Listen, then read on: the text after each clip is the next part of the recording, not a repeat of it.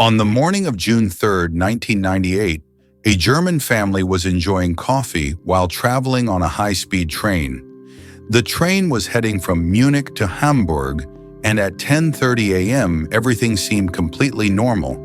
But just 12 minutes later, the family was terrified when a sharp piece of steel suddenly ripped through the train floor, emerging right between their seats.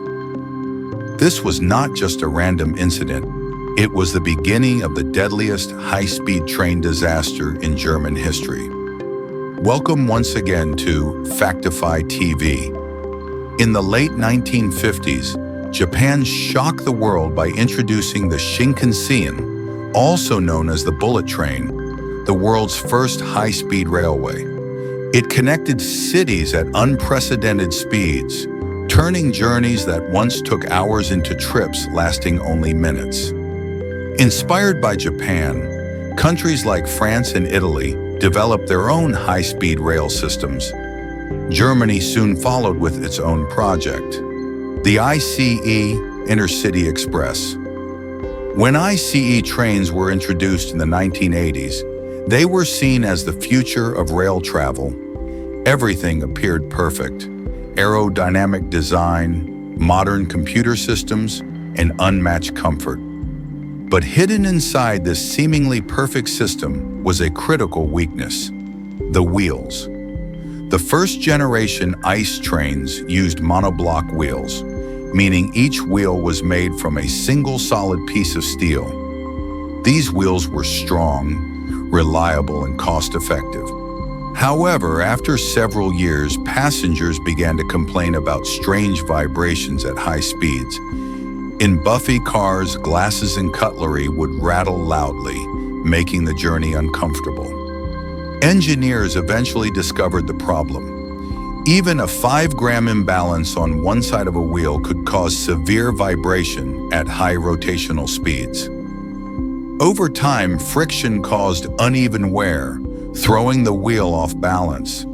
At low speeds, the issue wasn't noticeable, but at 250 kilometers per hour, it caused vibrations throughout the entire train. Balancing car wheels is manageable, but balancing dozens of massive train wheels, especially when they are single-piece steel, is extremely difficult and expensive. So German engineers introduced a new solution: resilient wheels. These wheels were not one solid piece. The inner ring and outer ring were separate, with a rubber layer in between to absorb vibrations. This design allowed only the worn outer part to be replaced instead of the entire wheel. The design was already used in trams, but trams only operated at 30 kilometers per hour, not 250 kilometers per hour, like ICE trains. Despite this major difference, executives approved the design without extensive testing, and by 1992, resilient wheels were installed on all ICE trains. For a few years, everything seemed fine. Then in 1997, a tram company in Hanover discovered cracks in similar wheels. They replaced the parts and warned Deutsche Bahn, Germany's national railway company. But since ICE trains weren't showing vibration problems at the time, the warning was ignored. Exactly 1 year later, everything changed. At 10:30 a.m. on June 3rd, 1998, ICE train 884 departed Hanover for Hamburg. The train had 14 coaches, 2 power cars and 12 passenger cars, with 287 passengers and 8 crew members on board. In Coach 1, a man named Georg Dietmann was traveling with his family. Minutes into the journey, a piece of steel suddenly pierced the floor, bursting up between the seats. It was a fragment of the train's wheel. Had it been just inches left or right, his family would not have survived. Georg immediately moved his family to another compartment and ran to find the conductor. Company policy required the conductor to personally inspect the problem before stopping the train. As they walked back toward Coach 1, The train continued traveling at 200 kilometers per hour, and vibrations began increasing. By the time they reached the front, the train had already traveled 3 kilometers further and was approaching a track switch junction. The broken wheel fragment was still hanging beneath the train.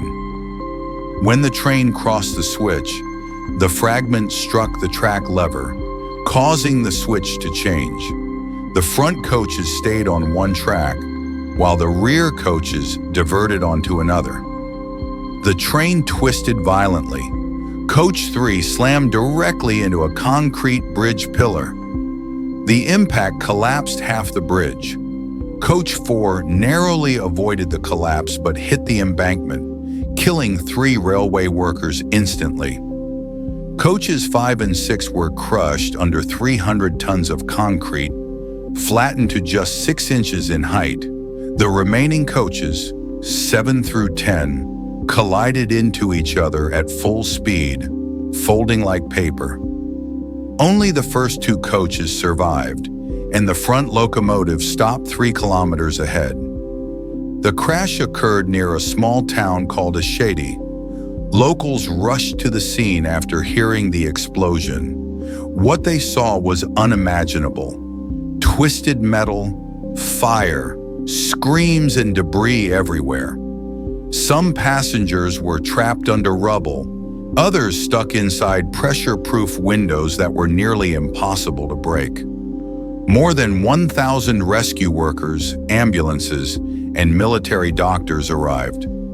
Even 40 doctors attending a nearby medical conference rushed to help, but for many it was already too late. 101 people were killed. 88 were critically injured. Nearly 100 suffered minor injuries. The ice trains, once considered the safest in the world, had lost that reputation forever. Investigators discovered that the failed wheel had been reported 8 times before for flat spot issues, yet it was never replaced.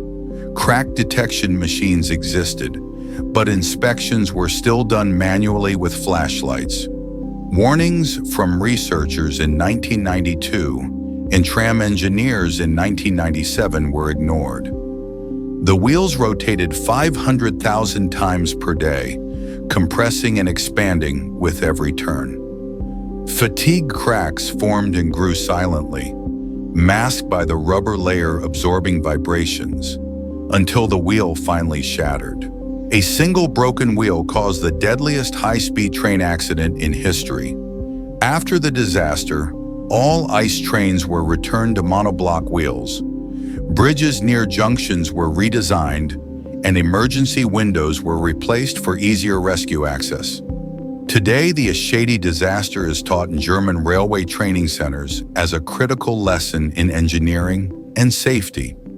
Monoblock wheels cost more and require more maintenance. But at high speeds, they don't hide cracks. We hope you found this Factify TV video informative. Please like, share, and comment. See you in the next amazing video.